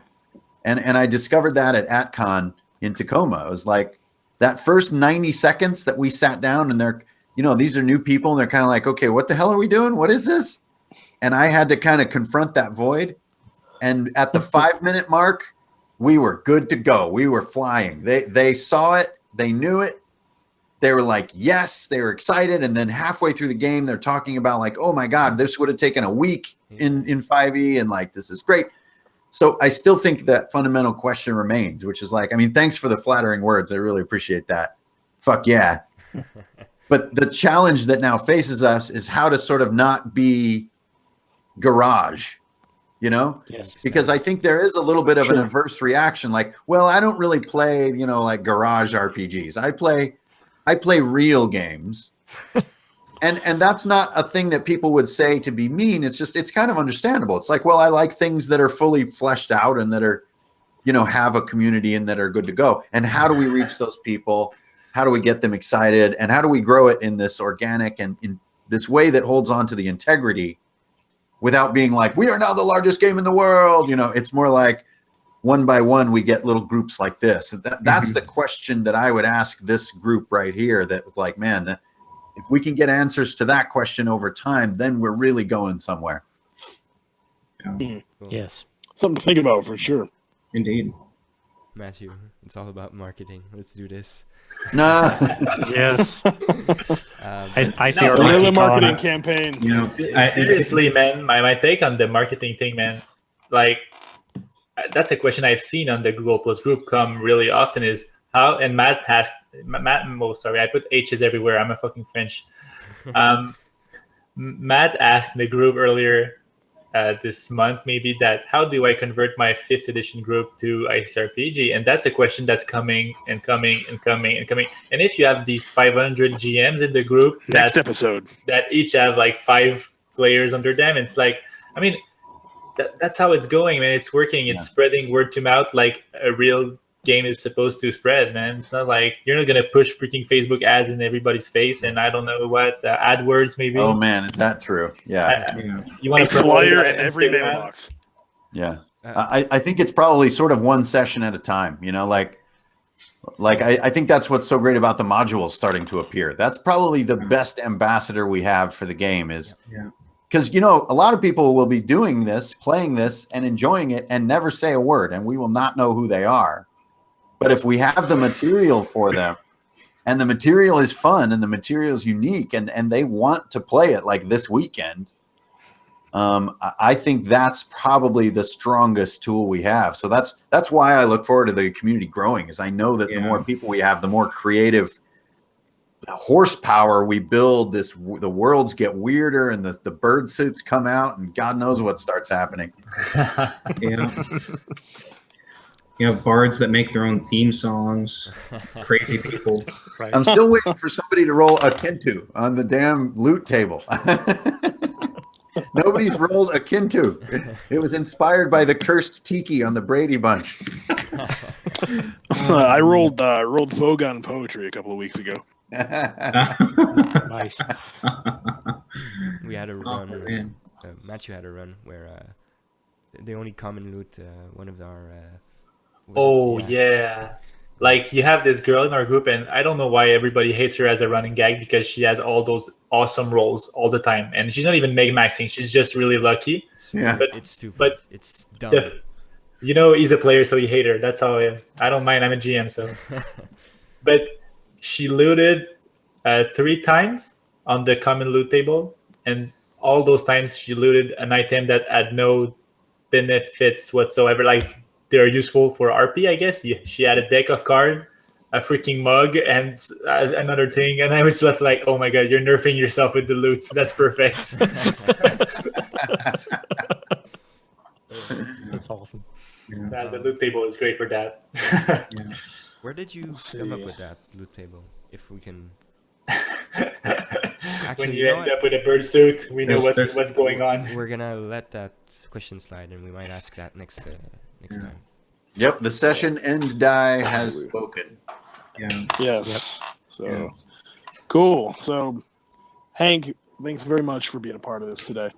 Yeah, thanks for hosting, man. This is great. This has a lot of space for us to grow and do things and tell tales. This is fantastic. This is exactly what we need to do. And I can see everything, and it all functions, unlike Hangouts. That's impressive. That's why I'm here with the mic.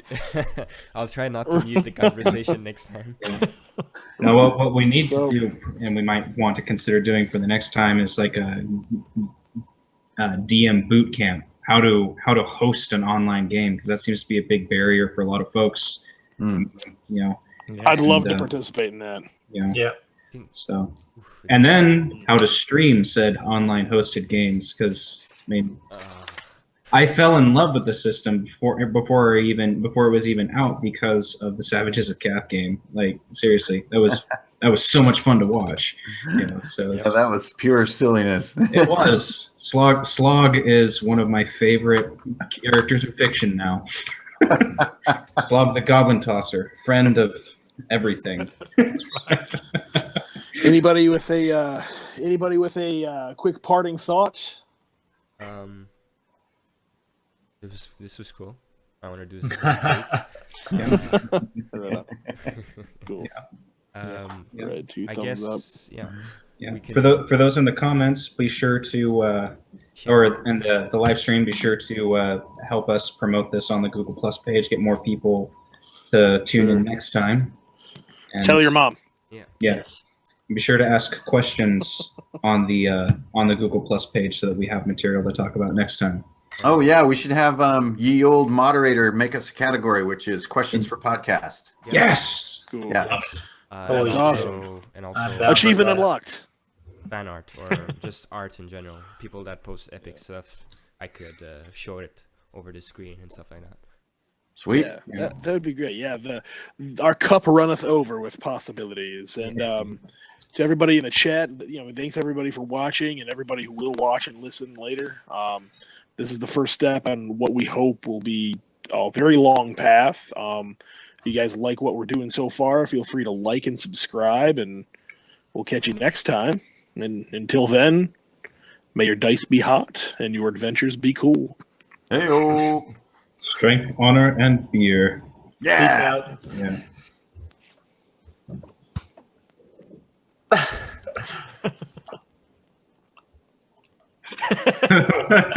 Quick break for about a week. Excellent.